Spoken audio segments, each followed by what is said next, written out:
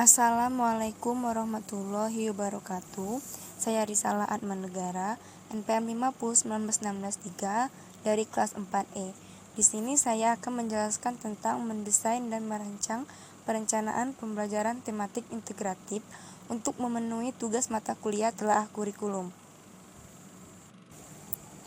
Tematik integratif adalah pembelajaran yang menggunakan tema untuk mengaitkan beberapa mata pelajaran untuk mengembangkan aspek afektif, kognitif, dan psikomotorik peserta didik agar dapat memberikan pembelajaran yang bermakna.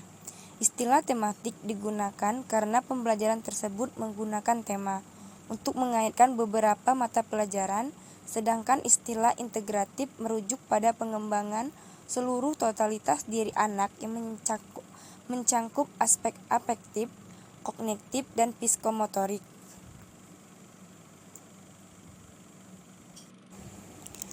Ada dua alasan yang mendasari dikembangkannya model pembelajaran tematik integratif, yaitu yang pertama karakteristik anak usia SD atau MI, yaitu karakter anak usia 6-7 tahun dan karakter anak usia 8-10 tahun.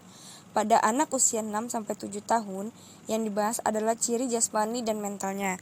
Sedangkan pada anak usia 8-10 tahun yang dibahas adalah ciri-ciri fisik, ciri-ciri mental kognitif, dan ciri-ciri sosial emosionalnya.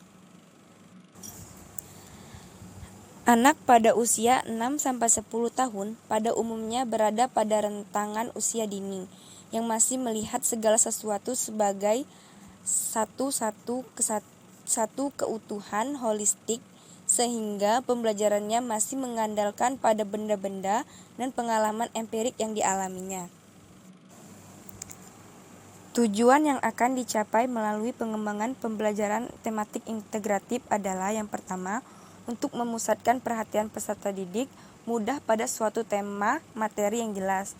Yang kedua, untuk mengembangkan berbagai kompetensi dasar antar mata pelajaran dalam tema yang sama. Yang ketiga, untuk memberikan pemahaman terhadap materi pembelajaran lebih mendalam dan berkesan. Yang keempat, untuk memudahkan guru dalam mempersiapkan dan menyajikan bahan ajar yang efektif. Selain itu, ada juga manfaat yang dapat diperoleh melalui pembelajaran tematik integratif, yaitu yang pertama, menghilangkan tumpang tindih bahan ajar.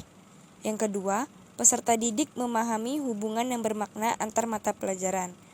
Yang ketiga, pembelajaran menjadi utuh oleh peserta didik akan mendapatkan pengertian mengenai konsep dan materi yang tidak terpecah-pecah. Yang keempat, penguasaan konsep oleh peserta didik akan semakin baik dan meningkat. Ada beberapa karakteristik dalam pembelajaran tematik integratif yang tentunya menjadi kekhususan dari pembelajaran tematik integratif itu sendiri. Karakteristik tersebut adalah yang pertama, berpusat pada peserta didik. Yang kedua, memberikan pengalaman langsung. Yang ketiga, tidak terjadi pemisahan mata pelajaran. Yang keempat, menyajikan konsep terpadu dari berbagai mata pelajaran. Yang kelima, bersifat fleksibel. Yang keenam, proses pembelajaran mudah disesuaikan dengan minat dan kebutuhan peserta didik. Dan yang terakhir, menggunakan prinsip pembelajaran yang aktif, kreatif, afektif, dan menyenangkan.